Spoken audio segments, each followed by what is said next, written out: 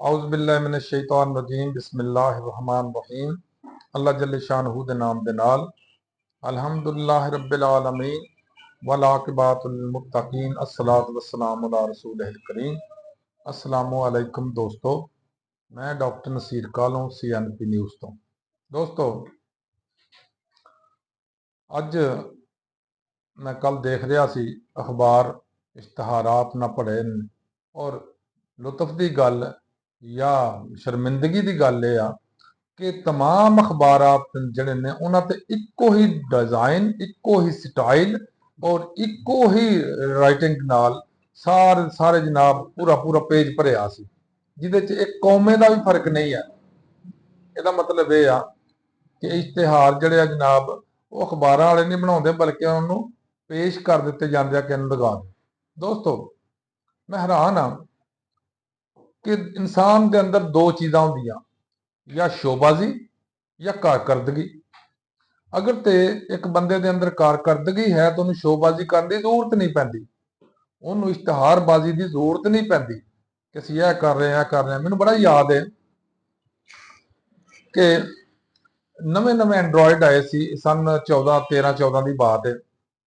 उदों सानू ये कहा गया कि जो तुसी कोई हस्पताल चैक करो, विजिट करो किसी नूं, तो तस्वीर बना के नाल भेजो ताकि पता लगे तुहानू कि तुहाडे अमला किन्ना मौजूद है, की है, किस तरह। यानी एक किस्म की एक कंट्रोल एंड कमांड जिहड़ी सी ना उहदे विच चीज़ शामिल कर दी गई है कि तुसी उहदे स्नैपशॉट बना के या तस्वीरां बना के भिजवाओ और असीं उहनूं बाकायदा भेजने से अपने डिपार्टमेंट में। उसकी वजह यह सी कि लोग फिर उसका एहसास करते सी कि जिहड़े मौजूद हैं असीं कम से कम ये सामने आ जावांगे, ते जिहड़े मौजूद नहीं आ उन्हां वास्ते मुश्किल पेश आएगी। ये सी एक जरूरत के तहत इश्तिहारबाजी या तस्वीर कशी या खाका कशी। लेकिन इस दे बिल्कुल बरअक्स बहुत सारी हुकूमतां ने, बहुत सारे लोगों ने एक शेवा बना लिया कि वह साडा जिहड़ा पैसा वा, साडा पब्लिक का जिहड़ा पैसा, पब्लिक मनी, साडे टैक्सां के पैसे ने, ਉਹਦਾ बेड़ा गर्क ਕਰਨ डे ने। वो करोड़ां अरबां रुपया अपने इश्तिहारबाजी ते लगाउण डे ने और हड्डियां निचोड़ी जाण डे पूरी दी पूरी आवाम दियां। हुण तुसीं मैनूं एक गल दसो, साडे सूई गैस के बिल आए ने चंद दिन पहले, पिछले महीने जिहड़े आए सी, मतलब फरवरी दे जनवरी ते फरवरी जिहड़े आए ने, वो सारा सारा दिन गैस नहीं आउंदी। ते किसी ने जे किसी ने रोटियां 2-4 पका लियां ने विचारे ने महीने च, मतलब डेली बेस ते 2 वारी या 3 वारी, ਉਹਨੂੰ 20-20 हज़ार रुपया गैस का बिल आ गया। खुदा दिओ बंदिओ, तुसीं लुੱਟ मार मचाई आ, बेड़ा गर्क आवाम दा करी जाण डे हो। जिस बंदे ने 100 रुपए की गैस 200 रुपए का बिल उन्होंने आउंदा हुंदा सी, ਉਹਨੂੰ 20-20 हज़ार रुपए का बिल आ गया। ये कित्थों दी मतलब इंसानियत आ, या कित्थों दी हुक्मरानी आ, या कित्थों दी ये मतलब कमांड एंड कंट्रोल है। उस तो बाद बिजली के बिल ला लो, बिजली के बिलों च भी बिजली की कीमत च फर्ज करो 10 रुपए आ, उत्ते 40 रुपए उन्होंने लाए होंदे आ टैक्सां दे उत्ते। टैक्स कित्थे जांदे ने अल्लाह जाने कौन खा जांदा। सानू ना टैक्सां की समझ आउंदी आ, ना सानू बिल्लां की समझ आउंदी है। और वो जिन्ना पैसा जांदा वो कित्थे जांदा, इश्तिहारां ते। इश्तिहार किते लगण डे ने, ये मूँह उत्ते लगा के अपने हुक्मरान अपना मूँह लगा लेंदे ने एडा वड्डा, उत्थे दस दिंदे ने कि ये जनाब असीं यह काम करन डे आ। ते काम की कर रहे हुंदे ने, इह ही लोगों की हड्डियां निचोड़नियां, लोगों के पट्ठे निचोड़ने, लोगों का सत्यानाश मारना, जिमींदारां दी तबाही लाती, पूरी पब्लिक की बिलों के नाल तबाही लाती, बेड़ा गर्क कर दिता।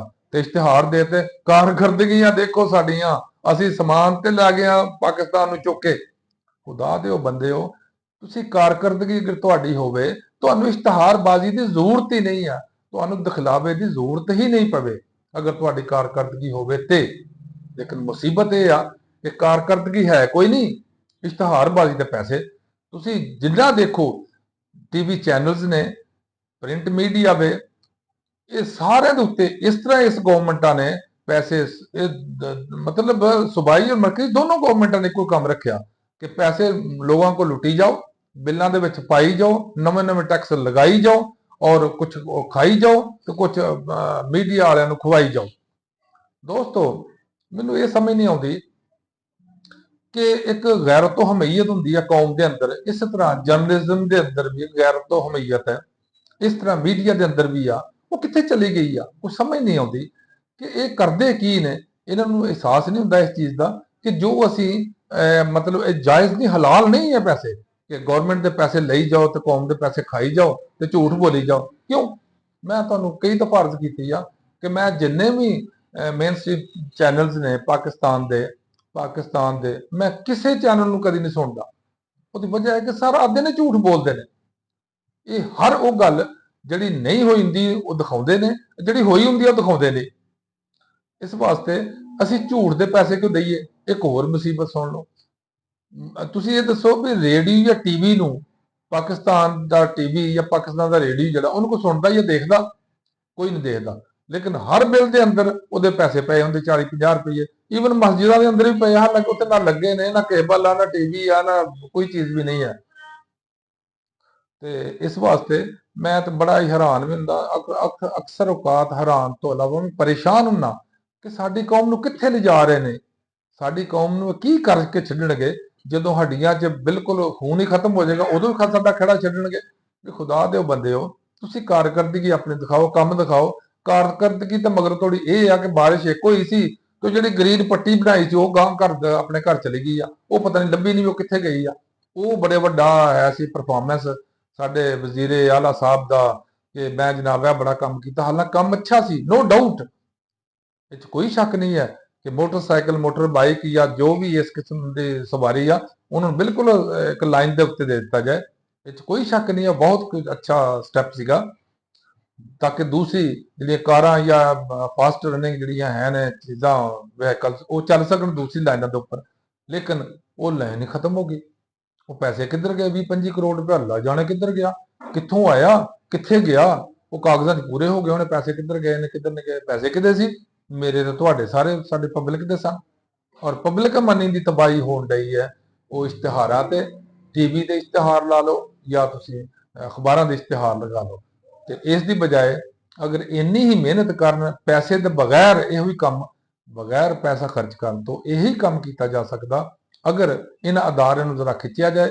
ਤੁਸੀਂ ਇਹ ਦੇਖ ਲਓ, ਬਿਜਲੀ ਵਾਲੇ ਵਾਪਡਾ ਦੇਖ ਲਓ, ਜਿੱਥੇ ਮਰਜ਼ੀ ਜੋ ਮਰਜ਼ੀ ਨੁਕਸਾਨ ਹੋ ਜਾਏ, ਟੈਲੀਫੋਨ ਤੇ ਟੈਲੀਫੋਨ ਕਰੀ ਜਾ, ਅਗਲਾ ਟੈਲੀਫੋਨ ਹੀ ਨਹੀਂ ਉਠਾਉਣਾ। ਗੈਸ ਵਾਲਿਆਂ ਨੂੰ ਦੇਖ ਲਓ, ਜਿੰਨੇ ਮਰਜ਼ੀ ਟੈਲੀਫੋਨ ਕਰੋ ਕੋਈ ਤਵੱਜੋ ਨਹੀਂ ਦੇਗਾ। ਉਹਦੀ ਵਜ੍ਹਾ ਕੀ ਆ? ਕਿ ਇਹ ਗਵਰਨਮੈਂਟਾਂ ਜਿਹੜੀਆਂ ਨੇ, ਇਹਨਾਂ ਦਾ ਅਦਾਰਿਆਂ ਦੇ ਉੱਤੇ ਕੋਈ ਕੰਟਰੋਲ ਨਹੀਂ ਹੈ। ਉਹ ਜੋ ਮਰਜ਼ੀ ਕਰਦੇ ਫਿਰਦੇ ਨੇ, ਇਹਨਾਂ ਨੂੰ ਆਪਣੀ ਪਈ ਆ, ਉਹਨਾਂ ਨੂੰ ਆਪਣੀ ਪਈ ਆ, ਉਹ ਆਪਣੀ ਮਰਜ਼ੀ ਕਰਦੇ ਨੇ ਕਿਉਂਕਿ ਉਹ ਸਮਝਦੇ ਸਾਨੂੰ ਇਹ ਕੀ ਕਰ ਲੈਣਗੇ, ਅਸੀਂ ਤੈਨੂੰ ਲੁੱਟ ਕੇ ਦੇਣ ਡਏ ਆ। ਹੁਣ ਸੂਈ ਗੈਸ ਵਾਲੇ ਜਾਂ ਬਿਜਲੀ ਵਾਲੇ ਲੋਕਾਂ ਦੀ ਖਰੜੀ ਉਤਾਰ ਕੇ ਇਹਨਾਂ ਨੂੰ ਦੇਣ ਡਏ ਨਾ ਸਰਕਾਰ ਨੂੰ, ਤੇ ਸਰਕਾਰ ਉਹਨੂੰ ਕੀ ਕਰੇਗੀ? ਕਿਉਂਕਿ ਸਰਕਾਰ ਨੇ ਆਪਣੇ ਬੰਦੇ ਲਗਾਏ ਨੇ ਔਰ ਆਪਣੇ ਹੱਥ ਦੇ ਬੰਦੇ ਲਗਾਏ ਨੇ ਜਿਹੜੇ ਉਹਨਾਂ ਦੀ ਮਰਜ਼ੀ ਨਾਲ ਚੱਲਦੇ ਨੇ, ਔਰ ਜਿਹੜੇ ਲੱਗੇ ਨੇ ਉਹ ਸਾਨੂੰ ਕੀ ਸਮਝਦੇ ਨੇ। ਦੋਸਤੋ, ਅੱਜ ਵਾਸਤੇ ਇੰਨਾ ਹੀ ਕਾਫੀ ਆ। ਅੱਲਾਹ ਹਾਫਿਜ਼, ਅਸਲਾਮ ਅਲੈਕੁਮ।